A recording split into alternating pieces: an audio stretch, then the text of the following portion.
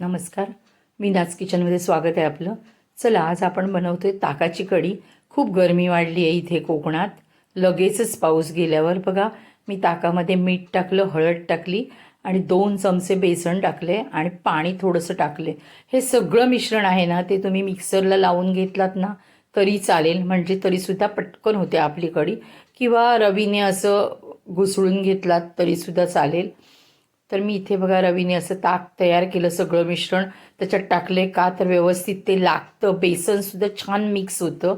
फोडणीमध्ये बघा मी कुटून घेऊन हे टाकली आहे लसूण, त्याच्यानंतर मोहरी टाकली आहे, कढीपत्ता टाकला आपण आणि थोडासा हिंग टाकला आहे.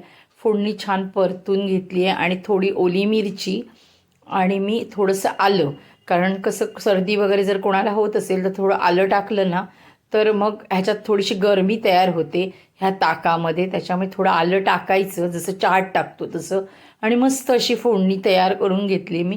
आणि त्यानंतर आपण जे मिश्रण टाकायचं तयार करून घेतलेलं ना, तर ते ओतलं आहे त्याच्यात. आता गॅस ना ह्या सगळ्यामध्ये ना संपूर्ण आपली ही प्रोसेस चालू असताना बारीकच ठेवा, कारण कढी काय होते, बेसन जरी लावलं आणि मोठा गॅस केलात तरी कढी फाटते अशी.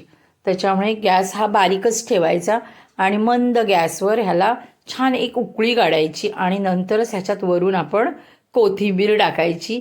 तर इथे बघा माझा गॅस बारीकच आहे, एकदम स्लो उकळी येणार ह्याला, फास्ट उकळी काढू नका. थोडा वेळ बारीक गॅसवर राहिली ना तरी चालते बेसन शिजण्यासाठी. आणि इथे अशी आपली ताकाची कढी तयार